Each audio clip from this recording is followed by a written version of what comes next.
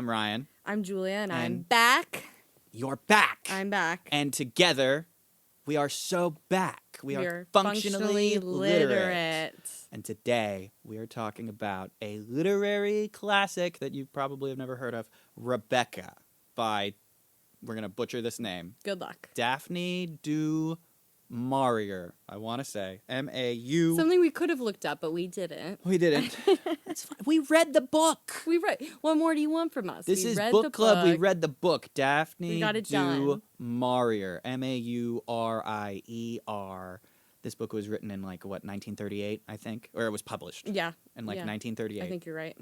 And this episode is going to be very different. This is a bonus episode. We're going to talk about this book and only this book for about an hour. I'm going to mute my phone.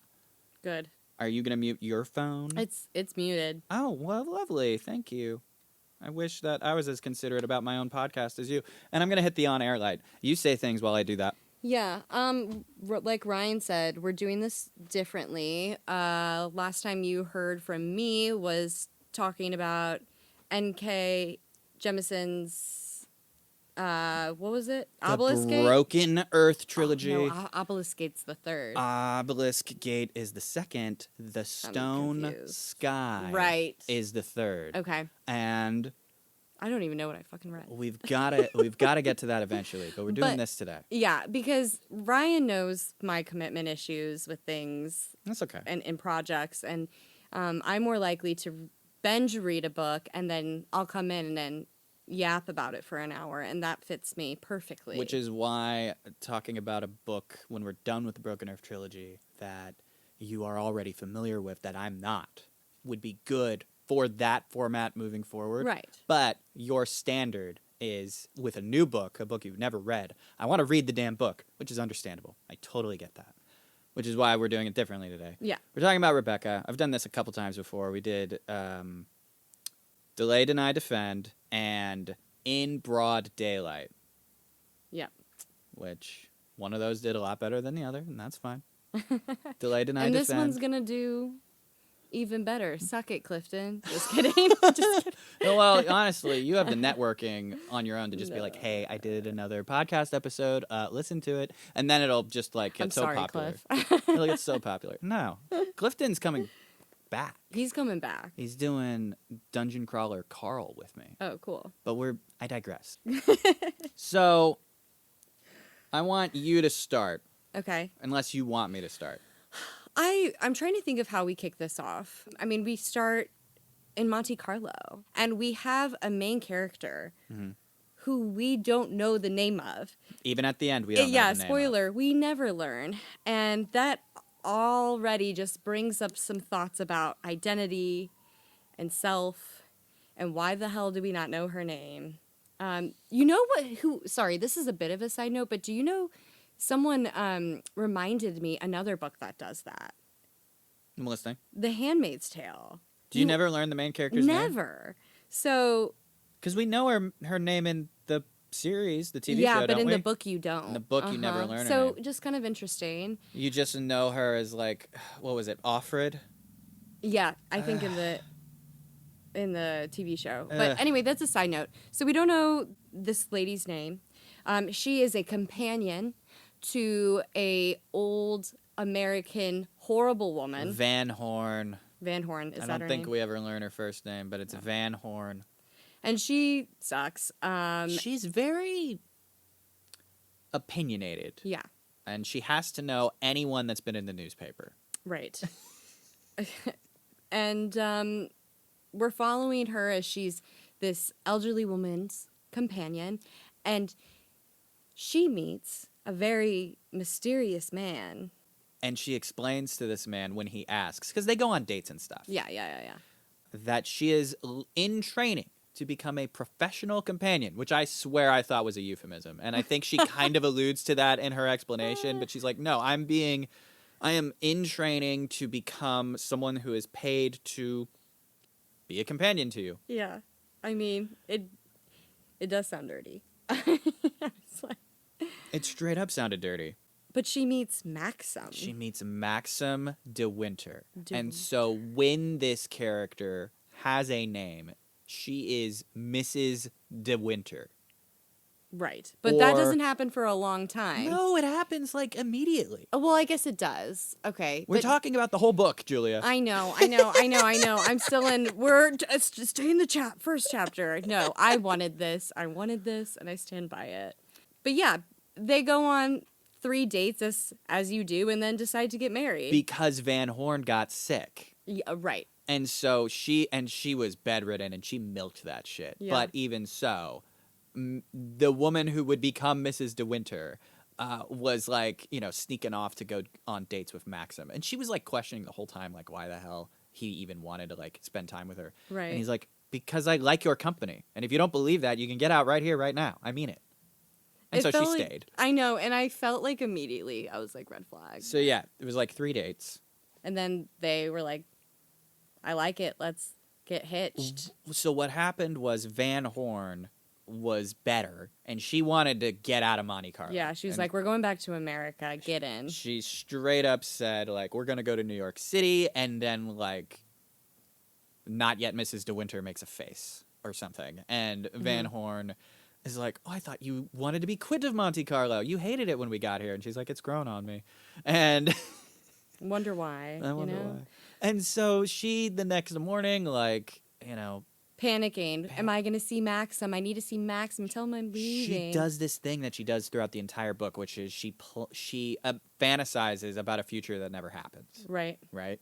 She fantasizes about a future where she goes with Van Horn, and she goes and, is in New York and goes to a bunch of other places, and she still thinks of Maxim, and she writes a note to Maxim, and that note gets to him at Manderly because, of course, he's gonna give her his address, and then he's gonna get it, and he'll scrawl something while he's eating breakfast, and just send a rushed letter back to her, just any kind of response, and she'll get it probably around Christmas time, and then that'll be it. She'll never see him or speak to him again, and that just couldn't be borne.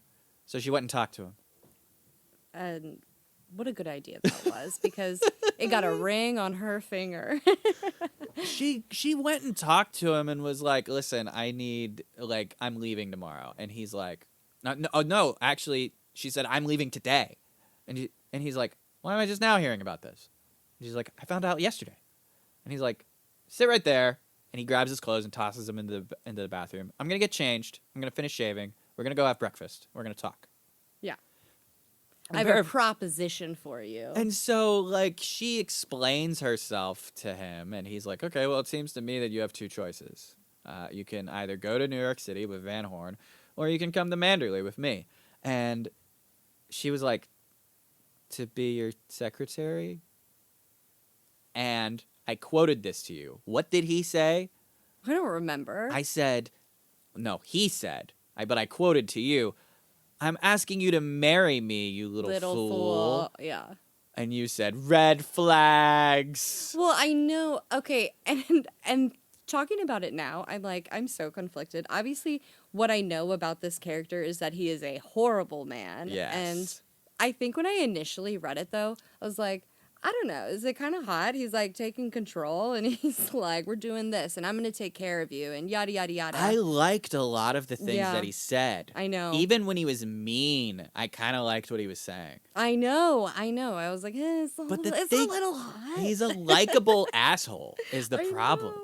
I know, but it's a red flag. At the end of the day, it's everything he was flag. saying, just red flags abound because, and this is like a guy thing, right? Like, when you're someone that's trying to be a good guy, there's things that you instinctively want to say that never to fucking say. Like a lot of the shit that he said. Right. Like some of those things that he said, I was like, man. Like when he's like, I'm asking you to marry me, you little fool. I was like, man, what a line.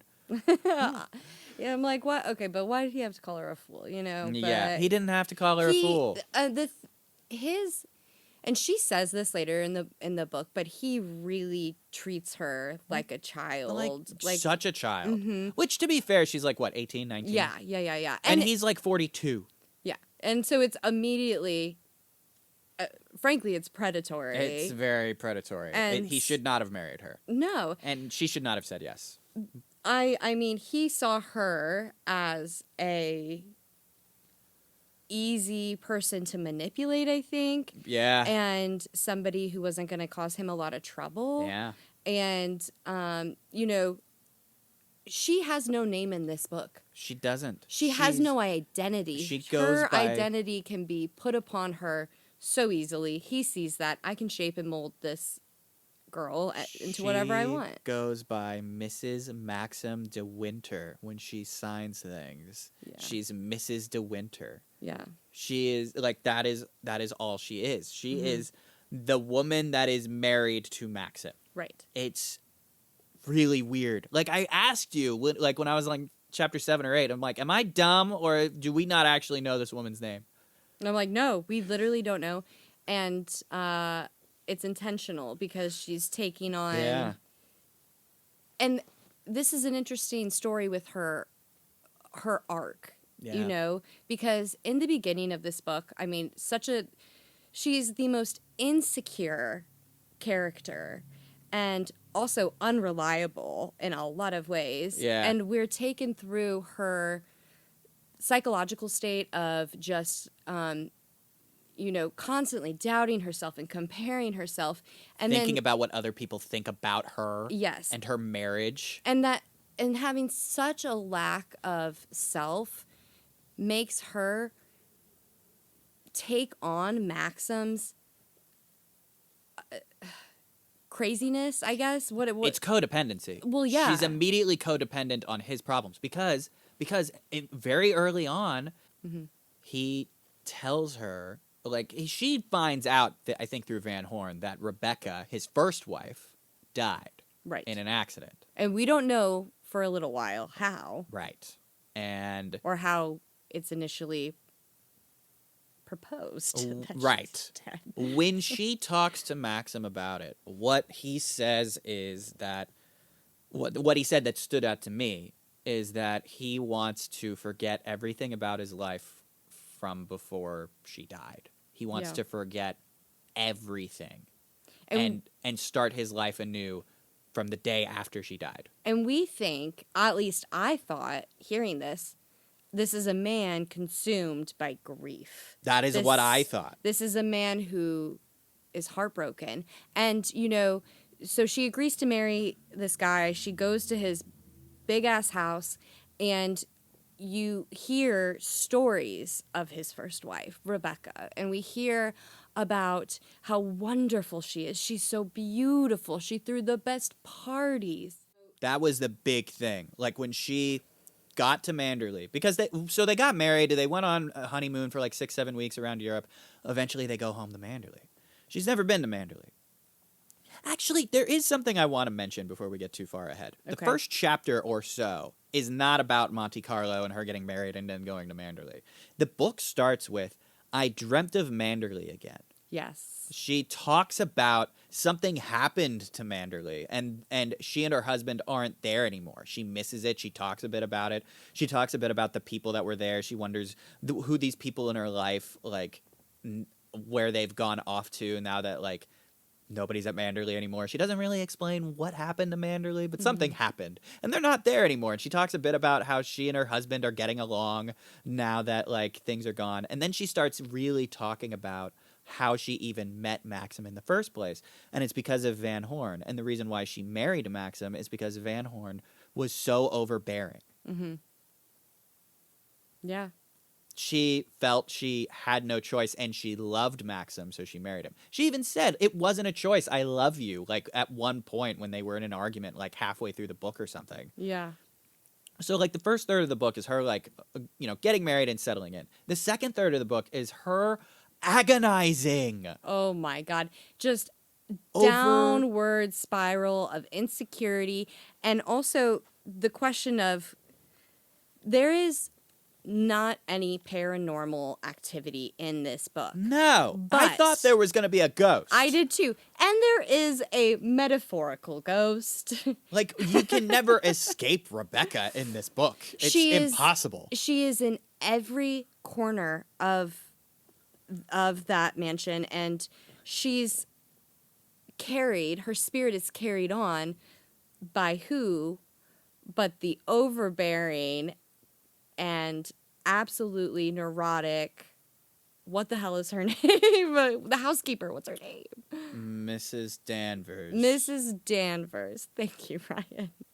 Rebecca's spirit is carried on throughout this book by the overbearing, absolutely neurotic Mrs. Danvers, the housekeeper, who is like obsessed, maybe in love, infatuated. I don't know. No, she's obviously not those things, but like she's got some serious issues in her attachment to Rebecca. And the house. In the house, yes. But, so this is the interesting thing. And this is how I felt about Mrs. Danvers at first. Before, like, the crazy really, like, sunk in. Yeah. Because as you said, Mrs. De Winter, that's all I can call her. Like, if I ever am talking about the first Mrs. De Winter, I will say Rebecca. Mm-hmm. Because this character doesn't have a name, and that pisses me off. Yeah. So, Mrs. De Winter, she gets this sense from Mrs. Danvers that, like, at one of their first meetings, Danvers invites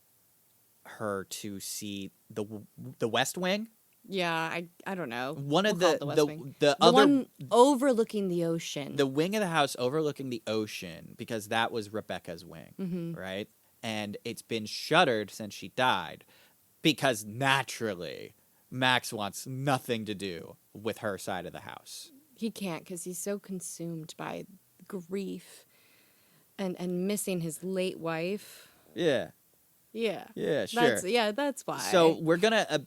So I'm just gonna say now we're gonna abandon any hint of hiding spoilers starting in 10 seconds. So if you want to read this book yourself, you should go do that now. Yeah. We're gonna get into the last third of the book a little bit as we talk about this. Because it's impossible to talk about this book and keep it a secret, because so much of that informs any sort of theme in this story. If you don't give a shit about listening to this book, you just want to hear us talk, or reading this book, I should say. You just want to listen to us talk about it. We're going to get into it now. Yeah.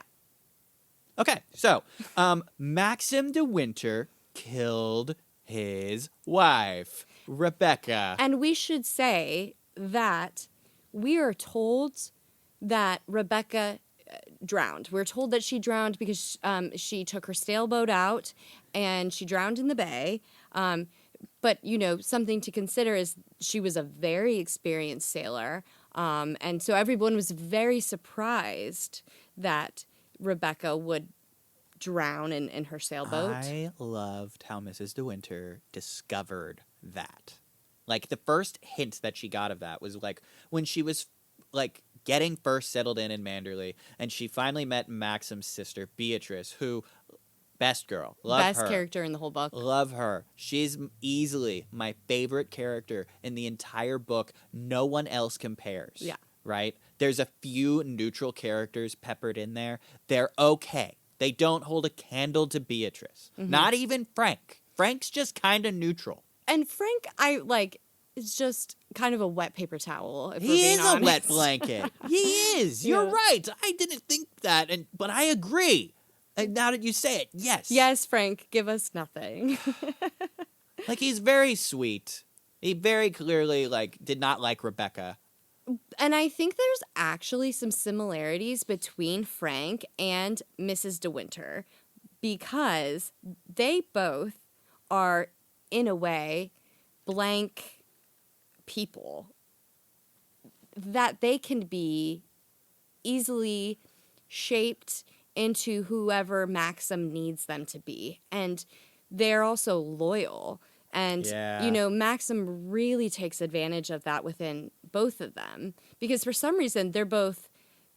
Ride or die for Max. Yeah. Yeah. Ride or die for this killer. Because, the first third of the book, she's, getting married, getting settled. Second third of the book, she is, agonizing over Rebecca and comparing herself to Rebecca and cannot help but think about all of the things that everyone else must be saying about her in comparison to Rebecca and how her marriage is going. And, It's on and on and on. And then tragedy strikes because Mrs. Danvers, that bitch, suggests to Mrs. De Winter, that she model herself after some portrait that they have in their gallery for a costume party, which was a big deal because it was like the first party since Rebecca died held at Manderly. It was like, she's Miss De Winter's the bride, and it's a party in her honor, and it is a very big deal. They haven't had a ball in forever. Like, Danvers seemingly nicely suggests a costume for Mrs. De Winter, and she models her costume after this woman depicted in a portrait, and she is introduced into the ballroom. She's like obviously the first woman introduced, so nobody's there yet. Yeah. The only people there is like Max and the staff and Beatrice. and Right? Beatrice's husband and Frank. Right. So there's like, it's not society. It's just like the closest people that would be there first. She's introduced to the room, Yeah. and everybody cannot help but stare at her because she is wearing exactly what Rebecca wore at the last costume party she threw. Fashion police. What party foul. And that was insane. That was, to me, that was like the climax. Did you not see that coming though? I didn't know what to expect. I knew it. I just want to say, let the record show, I knew that she was up to some shit. I was like, there's no way. Mrs. Danvers, who's just been like absolutely horrific this entire book. Oh yeah, she's been creepy. And Because she had this way of saying horrible things without using horrible words. mm-hmm. Yeah. And just, I mean, she's just a haunting presence. Yeah. And you hate her because your only perspective of the world is through God Mrs. De forbid Winters. this woman want to explore the West Wing alone. For God's sake, it's her house. Leave her the fuck alone. If she doesn't want you to, if she said, "I doesn't would've want you showed to you it." show her the West Wing, fuck off. Fuck off. But then she can't do that. Rebecca, like Mrs. De Winter is in the West Wing, and Look at her brushes. and Look how Danvers- clean her brushes are. Danvers sees her in the So West Wing, is creepy. like, so you do want to be shown the West Wing. Let me show you everything. And she shows her everything, and she makes very clear Her that gowns, her brushes, her her fucking everything. She said everything is ready. It's just as she left it. Like, Here's all of her stuff. aren't these things nice? You don't have these things. And also that adds to Mrs. De Winter's feeling like, she's lacking all this stuff. Look, Maxim gave Rebecca all these nice, beautiful things. What has he given me? He gave me one hairbrush. I know, and I wear the ugliest underwear. And he doesn't care what I wear. Yeah. Beatrice comments on what she wears.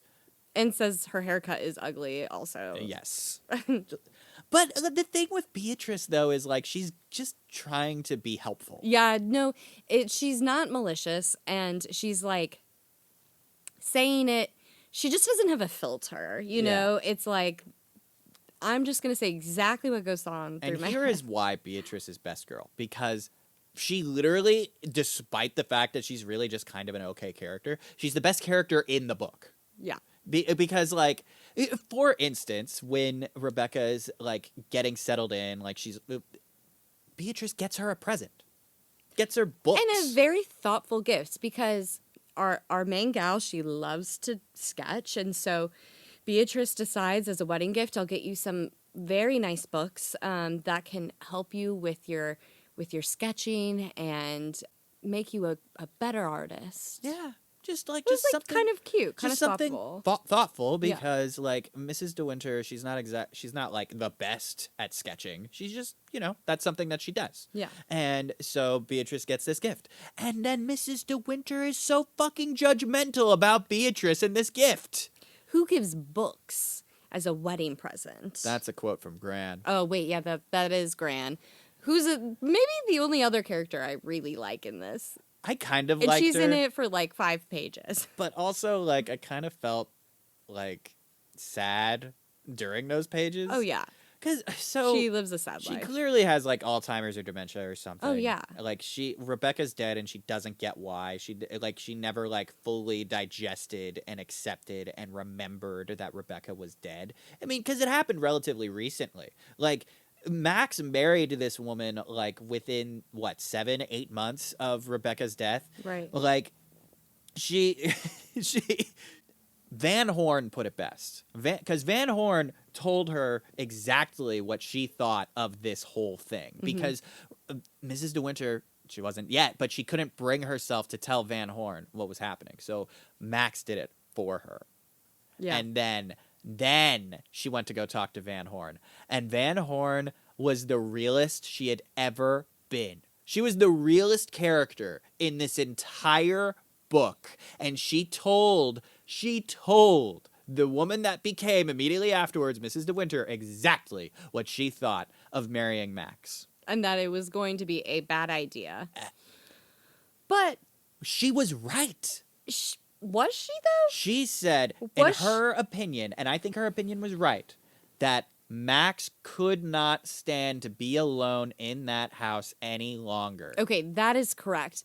But what I'm questioning, and this is wrong, like I get that all these characters are bad because you should know that Mrs. De Winter ride or dies for Maxim. Like he tells her, yeah, I killed Rebecca and she deserved it. And Mrs. De Winter says, that's fine, honey. We'll get through it together. All she cared about was discovering the knowledge that Max and Rebecca never had a single day of love in their marriage.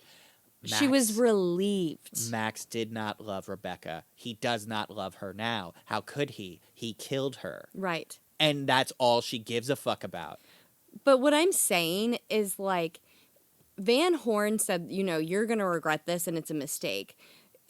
And yes. She was wrong about that. Because she's like, no, it wasn't a mistake for her because she's just as Looney Tunes as Maxim. They're a perfect pair. That's what makes this book so brilliant, right? Because they're a match made in heaven. The second third of the book, the middle of the book, the meat of the book is about, like, Mrs. De Winter is so in her head that, like, she believes that Max doesn't love her, doesn't really just tolerates her, just really just thinks of her as much like he thinks of the dog.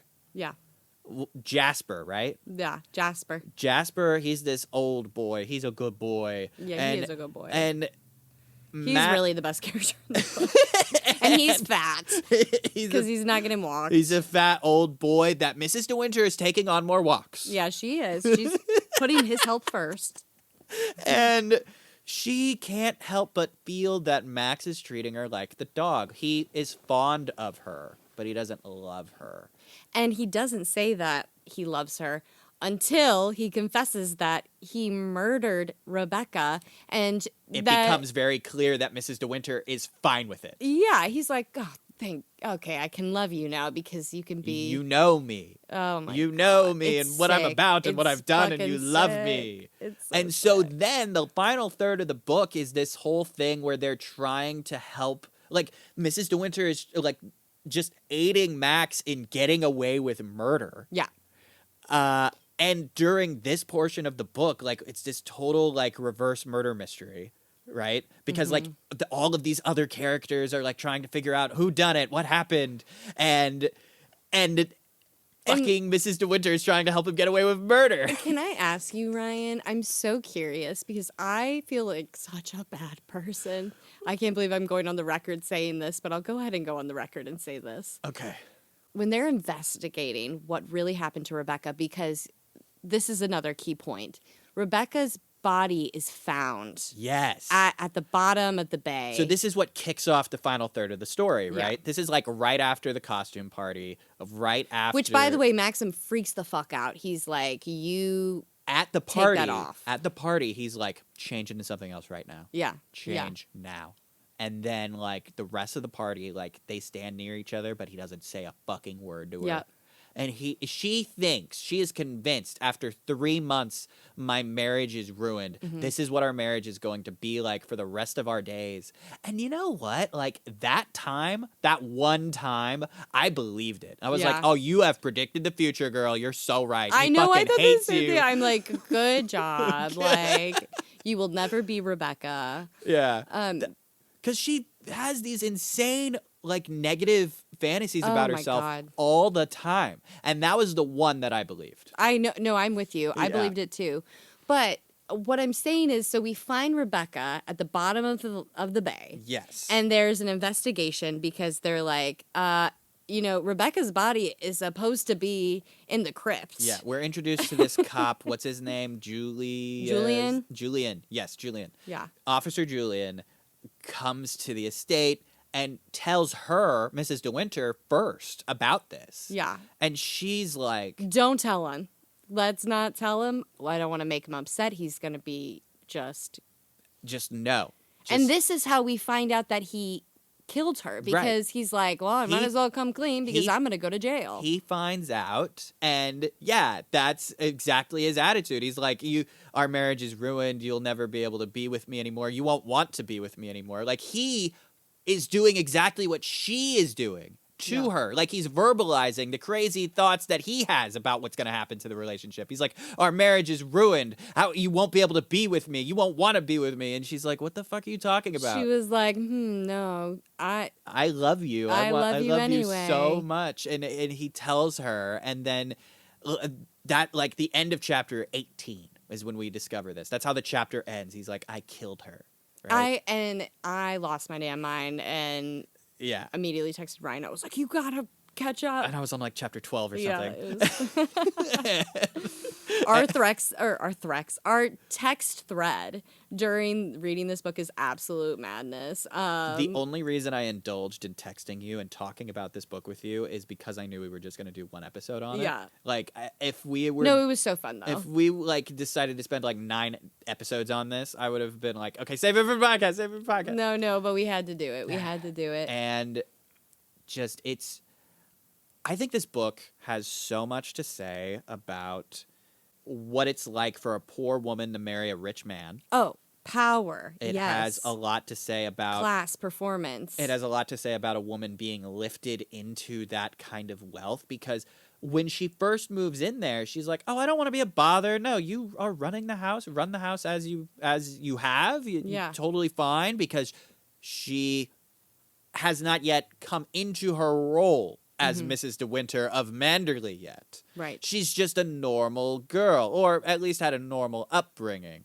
And so it reacts much how I would have reacted in that situation. Like, no, I don't, listen, no, I'm not, like, I know I'm your boss, but, like, no, I'm not. Like, keep doing your thing, is basically her attitude. Until she finds out the truth. And she realizes how fucking awful Mrs. Danvers is. And she says, turns out I'm that bitch. I am that bitch. But Danvers knew this was going to happen, and I knew this was going to happen. Like, because, like, there's a moment in the story where you can tell Danvers is trying to say, this is your estate. This is your stuff. This is your, like, this is your menu that I've crafted. If you want anything changed on this menu, tell me. But she's not sincere about that. No, she's not, but she does keep saying it. It's a test. Yeah. It's a test. But the fact of the matter is, eventually, anyone in that position is going to have to just be the head of the house. Right. Right? And I knew it. Like, when she was doing that, it's like, she's right to say all those things. You are one day going to be comfortable with telling her what to do. Right. And that day comes when she finds out the truth. And one day you'll stand up to the fact that she tried to get you to jump out of the window. That's she something straight up tries to get this woman to commit Ms. suicide. Danvers is literally, it's like you get pulled into such is psychosis a good word for it? Like, yes. I don't know. No, because by the time we reached the point where Danvers was telling Mrs. De Winter to kill herself, that felt like the most natural thing at that point. Yeah.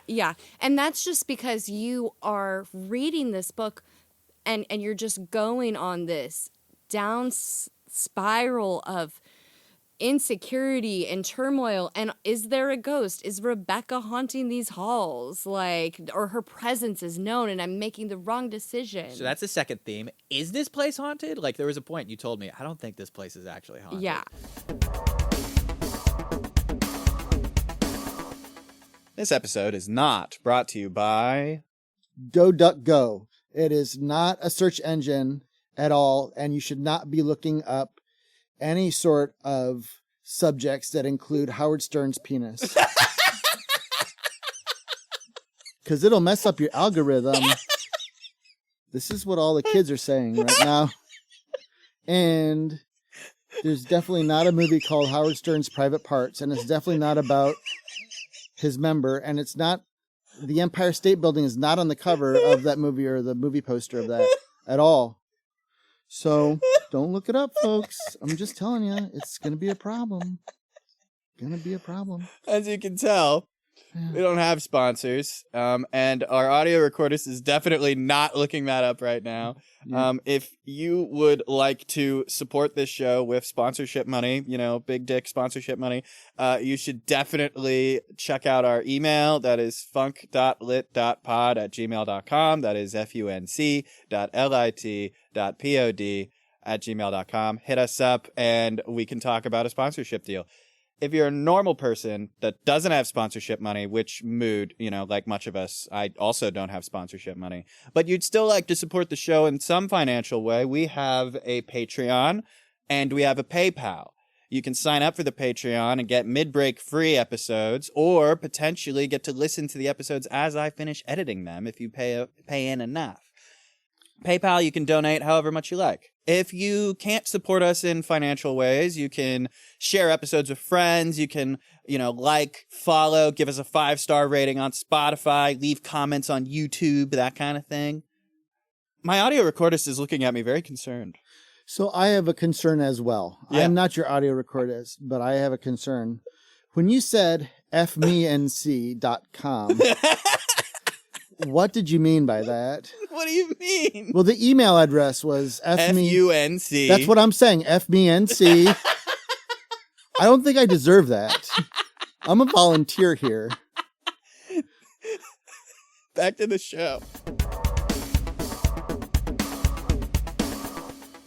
The third place this book goes is what it's like to marry someone who has a deceased spouse. Worse, what it's like to marry someone like that who themselves, they are abusive. Agreed. And I would add to another theme, the myth of the perfect woman. Because Rebecca seems to be the perfect woman, but we get an inkling that that's not so very early on when we meet Ben. Oh, poor Ben. So this is the part of the book that solidified for me, if there was any doubt, that Mrs. De Winter just sucks. Rebecca. Rebecca. Sorry, yeah, both of them. Rebecca and Mrs. De Winter. Mm-hmm. I wasn't sure about Rebecca at this point because, so Ben, he talks about Rebecca to Mrs. De Winter, but Mrs. De Winter isn't understanding that he's talking about Rebecca, and she doesn't really care to understand what he's talking about because she cannot get past the fact, she thinks of him as stupid. He's clearly a mentally disabled person. The way he talks, that is made clear. But in the narration, because it's first-person narration, Mrs. De Winter, describes everything about him in the worst ways. She just keeps calling him stupid. His stupid eyes, his stupid voice, his stupid everything. And it's my God, woman. Yeah, she's a horrible person. My God. And it's crazy, too, because there was a part in this book in the beginning, and I know I texted Ryan about this, is that I had I felt really bad for her. I do too. I do still. I know. Because this is the fucked up thing about this book, right? It is full of characters that are so horrible to each other, but you find out that so many horrible things happen to those characters. Yeah.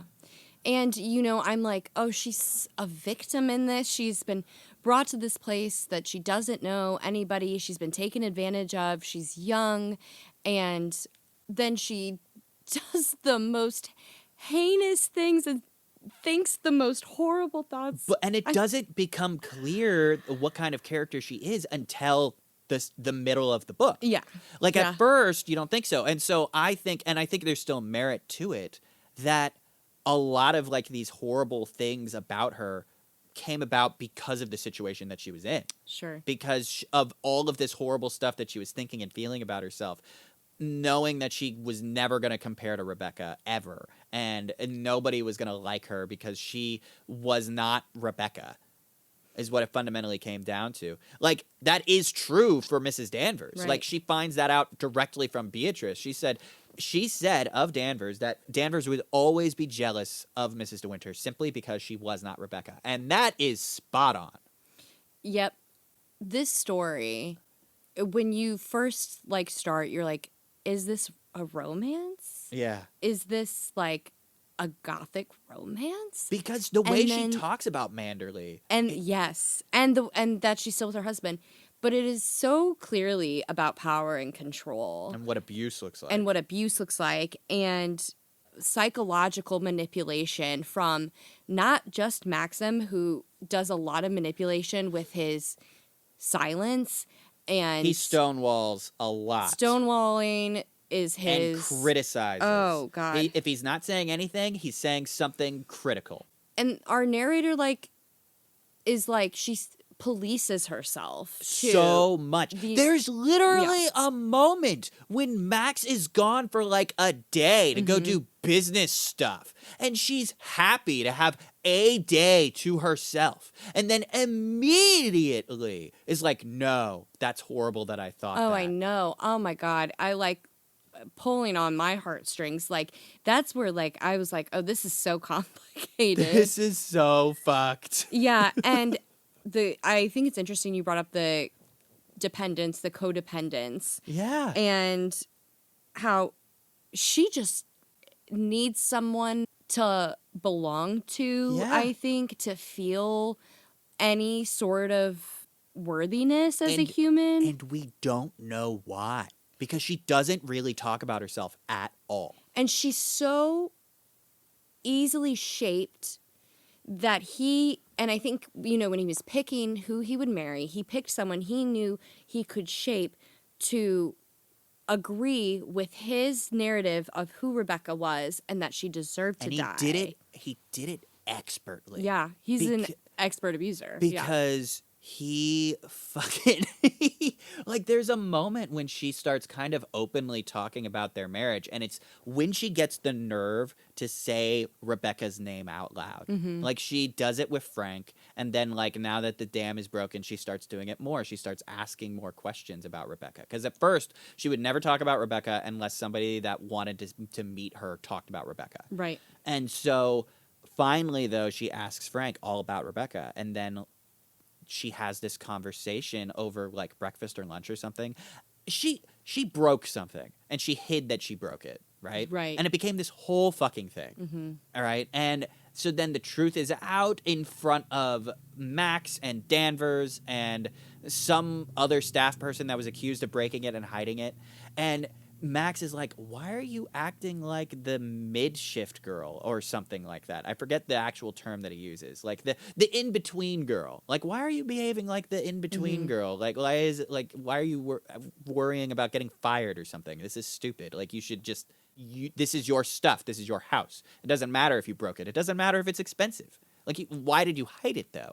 And he's being very critical about how she's behaving, and Danvers is totally fucking judging. Yeah. Yeah. And then we kind of get into what you were saying here, right? Like the way he manipulates her in this moment, because she starts talking openly about like, their marriage, and he fucking flips out. Yeah. He fucking flips out and is like, it was a mistake to marry you. Maybe I should never have married you. Maybe we shouldn't be together. And this contrast from the stonewalling and also, I mean, the things that she's enduring of isolation, she's pulled from any sort of support system, any sort of peers, and he's emotionally detached, and she's also enduring psychological abuse from Miss Danvers. Yeah. And he's able to just like completely control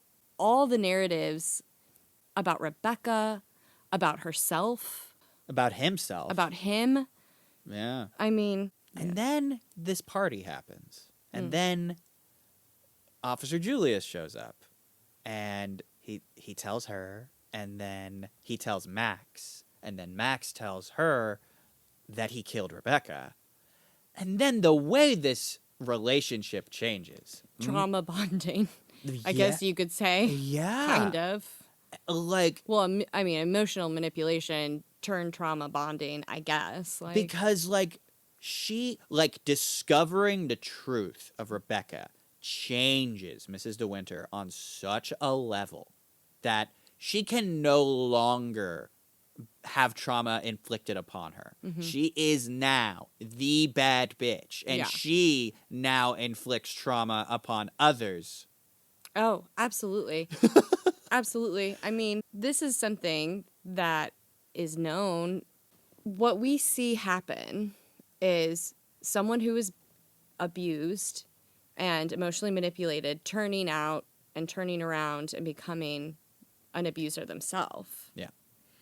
And she's just terrible after that. At And first, I'm kind of okay with it because she's being awful to Mrs. Danvers. I who, know, like, but I don't want to say she but when she deserves starts, it. covering up a murder, not great.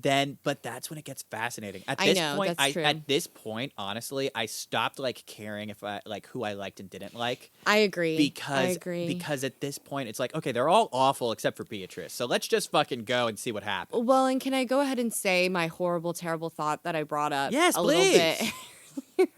I want to know. Okay. So when we're like going through this journey of, okay, they found Rebecca, and now are they going to find out that she was murdered? And are we going to find out that Maxim did it? And they see like all of this stuff that was like done to the boat. There's and holes drilled into the boats. There's an inquisition. After the inquisition, they're like, there's an inquest. sorry, an inquest. After the inquest, it was suicide. But They ruled it was suicide. But so there's from the last section of this book is we're going through a journey of where you're on the edge of your seat. Are we going to find out, or are they going to find out that Maxim killed Rebecca? And my horrible, terrible thought is I was like, I don't even want to say it, Ryan, but I was like, I kind of hope he gets away with it. and I don't. That's so cancelable and terrible. But it's no. that's how psychologically fucked up this book is that I'm like, oh my God, he's gonna get caught. Maybe it wasn't that I didn't want him to get away with it. That's not right. It was like, oh my God, is he gonna get caught? I don't know how to phrase this. Help me. Redeem me. Okay. Please. Here's the thing. Because did you feel this too? Breaking Bad. Okay. Breaking Bad.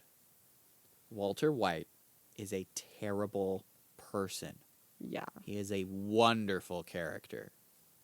You love Max as a character. Right. If this was real life, you would fucking hate Max.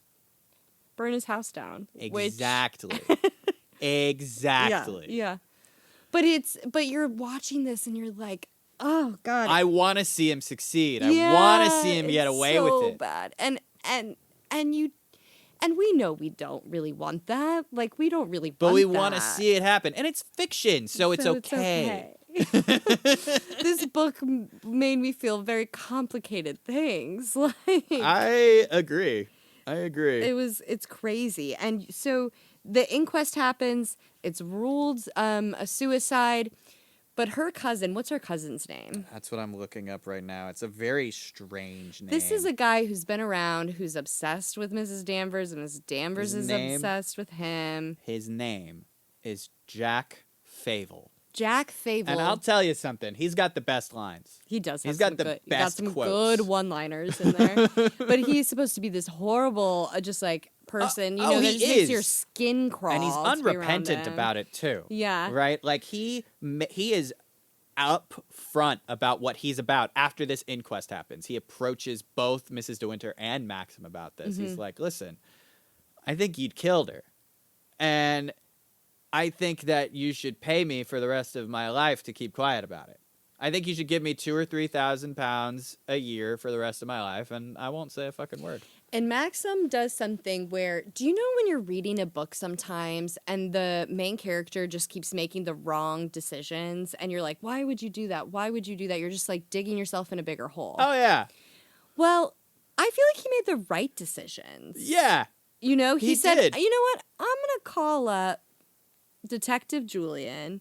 I'm going to have him come over here and you can tell him exactly what you think happened. You can tell him that you think that I killed Rebecca. And this man is drunk. Like what's his name? Jack, whatever. Jack Favel. Jack Favel is wasted. They call him Favel the whole time. It's Favell. The way the narrator kept saying it, Favel. or something like Was that. it Favel? Favel. Okay. Like it kind of sounded like favor, but it's Favel. Favel. So Favel, he comes in and he's like, I knew Rebecca intimately. We were He sure did. We were best of cousins. More than that. So they're first cousins. First cousins. They're that first are cousins that are fucking. lovers.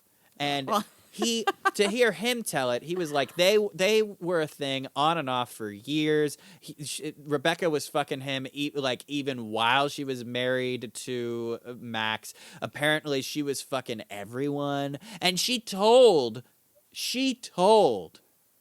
Max this because he talks about the night that he kills her. He shoots her in the head. Yeah. And it's because she says the most inflammatory shit to him. So he says, by the way. So he says. Allegedly, she told him that she was going to go fuck someone else and have someone else's kid, and he would have to raise someone else's kid. And he didn't like that. No, he didn't like that. So, really, really bad. Right? The way you said that, he didn't like that. No, he didn't. He didn't. There were like moments, I don't know if I said this earlier. There were moments where I was like, what if everything that, because Maxim is obviously a terrible person. But I have to remind myself that, her interaction with Ben, like, oh, because Ben always is like, you're not going to send me to the asylum, are you? Like the last girl. So it seems like Rebecca was pretty awful to Ben. Yeah. Like, the second Mrs. De Winter doesn't like him really at all, but she wasn't mean to him. She was going to send him to the asylum. She even told him, like, I'm not going to send you to the asylum. No, what are you talking about? And this is, like, it's just, Rebecca, it seems, like, threatened him with the asylum a lot. Or at least in this one interaction. Enough for him to be like, they're not going to send me to the asylum. But it still goes to... I believe Ben. Obviously, I believe Ben. But I'm like, Maxim can be full of fucking shit. And he probably is. Okay, well, let me ask you this. Do you believe Jack Favel? Okay, that's a good point. I believe Jack Favel. I believe Jack Favel. I do. So if we can believe Ben, if we can believe Jack, why shouldn't we believe Max? Because he's a killer? Yes. And an abuser? Yes. And But he also admitted to all of it, and we also discover he admitted to all of it to his wife. Right. Who it was a huge leap of faith for him to do that. I was very surprised that he just like admits what happened. Well, that just goes to show that he is aware of his ability of manipulation and psychological abuse. And that he knows he's good at it. And I think his bestie, Frank, he has he can pull the strings on him as well. Yeah. Okay. What does Frank say about Rebecca? That she was beautiful. Yes. But he also says that Mrs. De Winter has something that Rebecca doesn't. What was it that he said? I don't remember. As I recall, what Frank said that Mrs. De Winter had that Rebecca was lacking is that she was considerate, that she was kind, that she was nice. But we don't see that from Mrs. De Winter. No. And Mrs. De Winter herself disregards this. She's like, what? Yeah. Okay, whatever. That's it. But I think Frank kind of has the hots for her. I got to be honest. I think so, too. I think... Because there's a moment when Jack Favel, like, straight up antagonizes Frank and is like, oh, yeah, you're going to love it when Max is in jail. Like, you're gonna just be that one big arm for her like you were for Rebecca. She's going to really like that big arm, huh? And I was like, Jack, okay, telling it like it is, I guess. Yeah. Or being just outrageous. I don't fucking know. He was outrageous. Because he was like straight up like, yeah, I was fucking my cousin. We should have got married. And she's dead now. And it was 1938, so we could have done that. And he said about Rebecca, like, he was trying to be really breezy about it, right? Like, he was like, look, I'm a little bit of a socialist, you see, and I don't see why men can't share their women rather than kill them. A crazy line. Do you know what else he said immediately after that? He said that women aren't like cars. The more you ride them, the better they get. Oh my god. Oh my god. I know. His whole point was like, listen, you killed her. I don't get why you killed her. But, you know, I'd like some money out of it. And so then, yeah, like you said, Max decides to just call Julius up and tells Julius all of Julian, this. but yes. Sorry, Julian. Yep, Yes, yep, yep. Officer Julian, all of this. Mm-hmm. And they, like, investigate it. And they're like, it's coming from a drunk man. Oh, yeah. Yeah, so bumbling. And they investigate it all. They even get pointed into the direction of a doctor. Harper? Dr. Harper. I believe it was Harper. Sure. Whatever. This doctor, like, there was some correspondence between him and Rebecca, and in one of her books, you can, like, her appointment book, you can see, okay, she had an appointment on this day, like the day that she died. She had an appointment, and it was with this doctor in London, and so she saw this doctor, and you can see in the book that the appointment was kept, but the X that she wrote next to this doctor's name was, like, really, like as though she had done it in, like, intense anger. Yep. Right? She's pissed. And the reason we're missing a very important Sorry. thing that Yeah, we need we're to just note. we're just talking about it. I know, but we must share that the day that Rebecca died, not only did she have this appointment, but she left a note for Jack and her cousin Jack that she was banging. Because Allegedly. Because the outrageous thing is that We don't know. nobody fucking believes Jack's story. I know. And Nobody believes him. but the note basically said, I have to tell you something important. And that is why Jack is like, that she did not kill herself because she wrote a note that same day saying, I have to tell you something important. And so that is what leads him to be like, she was murdered. And also he just feels like that's not something Rebecca would do. It's out of her character. She just wouldn't kill herself. And so we go to this doctor while they're chasing down the lead. Yeah. And what do we find out? And what you thought... Dr. Baker. Dr. Baker, not Dr. Harper. Baker. They find Dr. Baker. And me and Ryan both thought the same thing. We thought, and Mrs. De Winter thought this too. I think everybody thought this. Everyone thought that what must have happened was that Rebecca was pregnant. And so I believed that that was the real reason why Max killed her, because she said all of this awful shit about having somebody else's kid, and she was currently right now and pregnant. She said, by the way, I'm pregnant. And he could not deal with it. Yeah. So he killed her. But that's not what happened. No, what happened was it turns out she had fucking cancer. She had cancer. She had cancer. She had cancer that was getting more and more painful to the point that she felt she had to go to a doctor, even though, according to Mrs. Danvers, she hated doctors. Yeah. She had a doctor brought to Manderly once over a sprained wrist. She thought that, like, doctors were for the weak. Yeah. And so this doctor basically told her that she is dying and it's going to be more painful and it's going to be horrible. Yeah. And so that settled that in the eyes of the law. They're like, that's the motive. That's why she killed herself, because she didn't want to suffer. Yeah. And because Mrs. Danvers corroborates this. She says, she had often told me that, like, the one thing she feared, because she didn't fear anything, the one thing she feared was getting old. Yeah. So she went out on her own terms. But she didn't. But Max thinks that she did. He says, I think Rebecca still won. Like, when they're finally alone, when they finally, like, everyone is gone and they're just finally left to themselves. Because, like, throughout all of this, like, with them, like, fucking traveling around and, like, going through all of fucking Rebecca's things and questioning people, like, Max and Mrs. De Winter are together the whole time, but they can't say anything to each other. Mm-hmm. And so they're finally left alone after it's all like supposedly out there. Yeah. Because I think Julian, I think that he suspects what actually happened. Well, and that's what Max says too. He says to Mrs. De Winter, he says, how much of what really happened, or how much do you think Julian knows? Yeah. And they're both kind of like, I don't know. I don't know what he knows. No, I think we know what he knows. I think that he. But he can't confirm any of Right. it. Right. Well, and I don't think he wants to confirm with it. Why would he? Because that's Why his would buddy. he? That's the guy. He's who, the cop of Manderly. Yeah. Yeah.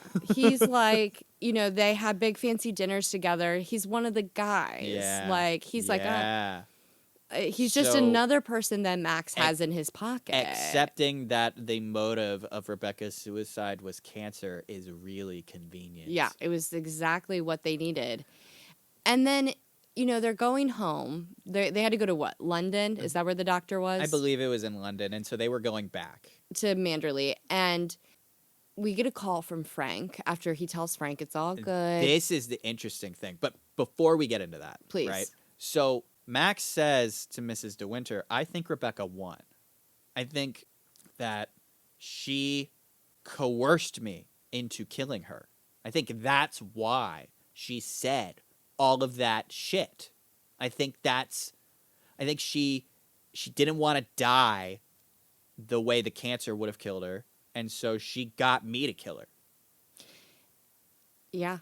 And you know what? I think he's probably right. If we accept that what Ben has said is true, if we accept that what Jack has said is true, if we accept what Mrs. Danvers has said is true, like if we collectively, like all of these bits and pieces together, agree like that what all of these people have said is true. Because aside from Max, are there any other characters that you doubt spoke truth about Rebecca? No, I don't know. I think that, therefore, we should probably trust what Max has to say about Rebecca. And if he's willing to admit that he murdered her, and he does admit that. I have no reason to doubt a man that admits that he murdered her. I know, but God, he's such a horrible person. He's such a horrible Like, person, just- but I think we have to accept that Rebecca was super abusive to him. And they had a terrible marriage because I of it. think it was a mutually abusive. Maybe, but Rebecca's dead, and we know what Rebecca's like to other people. We can't speak for what... But we know how Maxim is to other people, too. Max is very critical. And we've discussed psychologically is abusive. Yes, he absolutely is. Like, he totally married... And ultimately murders her. What I'm saying is... It's really interesting how you see these cycles of abuse, and it's like when you find out this happened, it's like, oh well, that's okay. Yeah. Like I feel like this entire time we both want to say, oh man, this horrible thing happened to this character, but this character is awful for this reason, so fuck them. That's what we want to do, and I'm trying to not right now. Yeah. Because like what happens throughout this entire book, no character in this book escapes abuse, by the way, except maybe for Julian. Yeah. Even Beatrice was abused by Rebecca because Yeah. Rebecca fucked her husband. Oh my God, and I forgot that. It was easy to forget. Oh my God. So much fucked shit happens in this book. So much fuck shit happens in this book. I'm like, yeah, it's a lot. Okay, but we need to talk about the end of this book. Yes. So the way the book ends, as you said, is he talks to Frank on the phone. Mm-hmm. And go ahead. And Frank is like, and he tells Frank it's all hunky-dory because she had cancer. That's the motive for the suicide. I'm off the hook. Frank says, bet. Weird things are happening here. Miss Danvers, she's gone. Yeah. And, she's just up and left. And we have no idea where she went. Yeah. And remember, Miss Danvers was very fond of Rebecca. And Miss Danvers starts to question Max as well once Yeah. Jack comes in and starts making these accusations. Yeah. And so what happens is Max says, we need to get the fuck back to Manderly. Yeah, he's like, do you mind if you like curl up in a rug in the back of the car and we just go? And she's like, okay, But like, we'll be getting back at like 2 or 3 in the morning. And he's like, that's fine. I need to get there. We have to get back to Manderly as soon as possible. And Ryan, what happens when they get back to Manderly? Mrs. De Winter thinks that she's seeing the sunrise, but she's confused because it's rising from the west. And she's like, oh, what's happening? Like, how is this? Like, what time is it? And he's like, it's like 1:30. And she's like, well, how is the sun rising? And he's like, the sun's not rising. And they find the house and it's on fire. Crazy. And so Miss Danvers lit that place up. she fucking set the goddamn house on fire and bounced. Which made me have to go back and listen to the very beginning. Yeah, and I wish I would have done that, and It's I didn't. so interesting listening Oh, man. to Mrs. De Winter talk about the relationship at the very beginning of the book with the context of the rest of the book. Yeah, I bet. Because she's like wondering about she's wondering about Mrs. Danvers and Fable. She's like, where are they now? Are they together? And like she's like, you know, thinking about like all of the other people on the estate. Oh, these poor people. Oh, poor Manderly. And she describes Manderly in this loving detail. Uh-huh. And she's talking about what she and Max are doing nowadays. She's like, I've gotten very good at reading aloud. And we love the paper. We talk about everything. I rolled, in case anybody's wondering. Yeah, Julia did eye roll just now. And she's like, and we love sports and games and results of things. Like, we live for what's in the paper now. They're sick. They're the worst.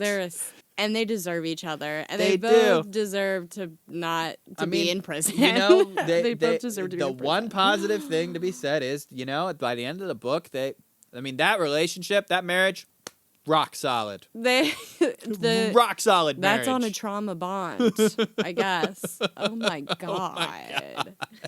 I mean, this book was such a trip. Like, It was such a trip. And I, like, read a bunch of it, like, I don't know, a few weeks ago, like, when I was, like, packing in my house initially. Yeah. And then I didn't read it for a little while because I was like, oh, I'm like, I don't know if I can do this. It's so psychologically draining. And then last Thursday, I'm like, oh shit. You got to the twist. No, I didn't even get to that point yet. I was like, I have a week to read this fucking book. Oh, okay, sure. And then you started, texting me about reading it, and I'm like, yeah, all right, I said I need to. We have like 8 days. I need to start reading it. Yeah, he hadn't even started. And so then I was like, all right, let me dive in. Let me dive back in. And then it was just, I couldn't put it down. Yeah. Yeah. And, you don't always get that with, like, classics. Like, you don't get that hook. But I don't know what classics you're reading. Okay. A lot of the classics I've been reading, there's been a hook at some point. Okay. But, like, a psychological thriller hook is a different that is kind of hook. I have never seen this in any of the classics I've read. Yeah. I've never seen anything quite like this. It's the time that this came out. It's crazy. It's really really crazy. I'm really, what I wish I would have looked up before this was like the reception of it, like what people thought of this book. I looked up a little bit. It was very well received. They continued to sell copies of it until like the 90s. And you know what we need to watch?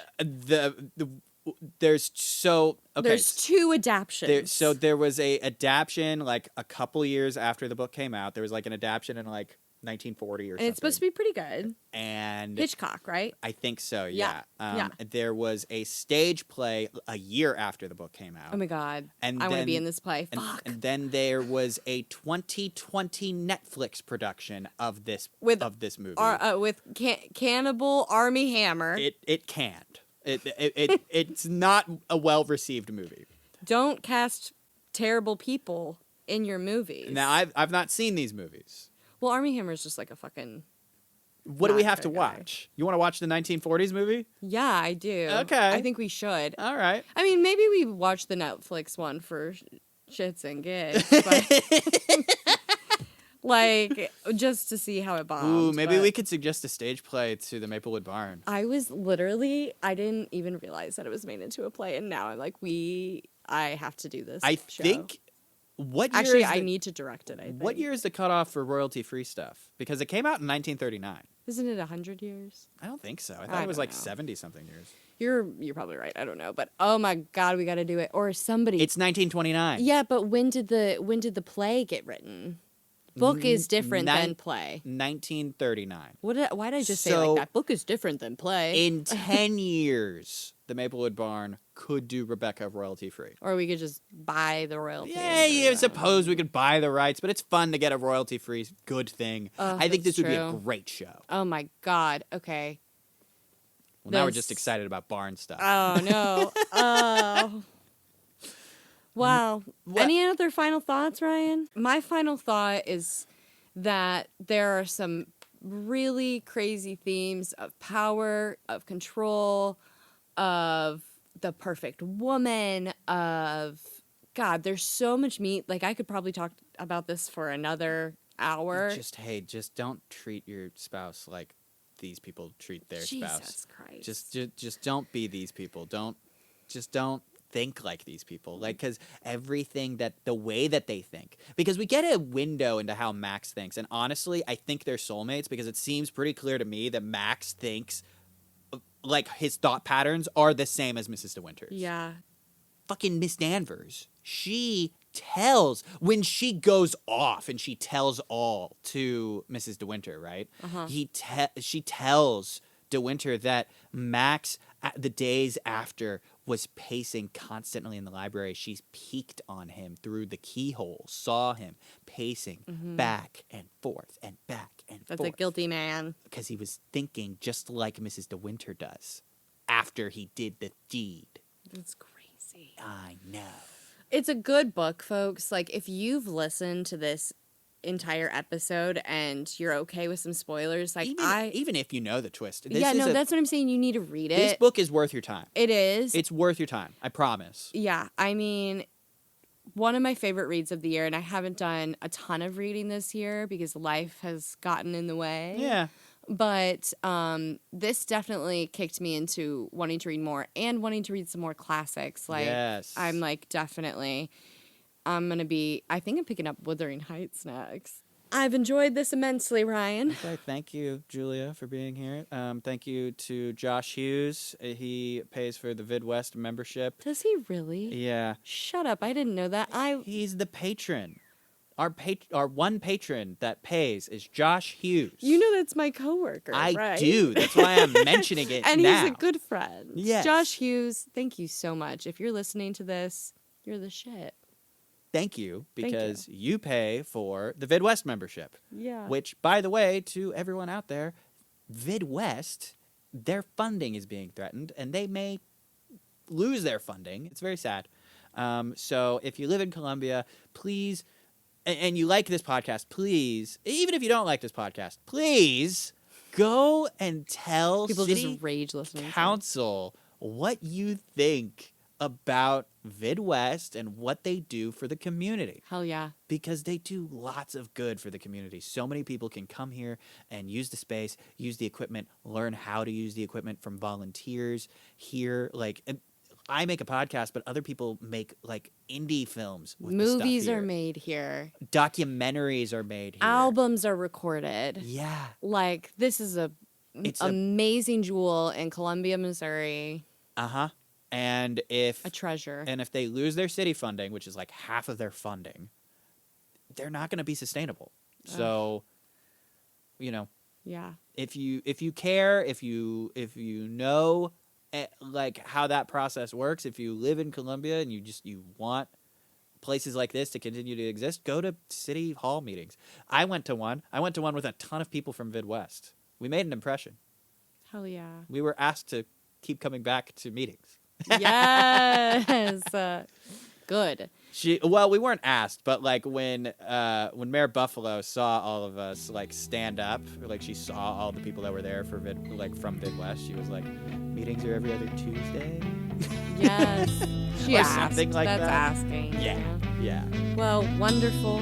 And And thank you all for listening. Thank you for listening. And thanks, Jake Weller. The music's playing. It's getting louder. Thanks, Jake. We really appreciate the music that's drowning us out. Yes. Making us have to go. Turn Okay. it down. We love you. Bye. Bye.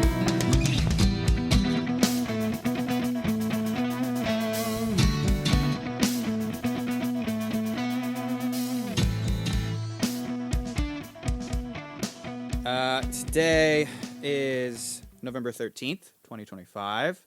I am recording Rebecca by we're gonna actually just say what her freaking name is. Daphne something. Demarier.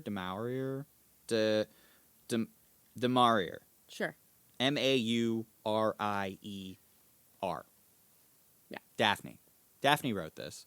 I'm recording with Julia. Hello. And our audio recordist for 10 minutes is Will Fira.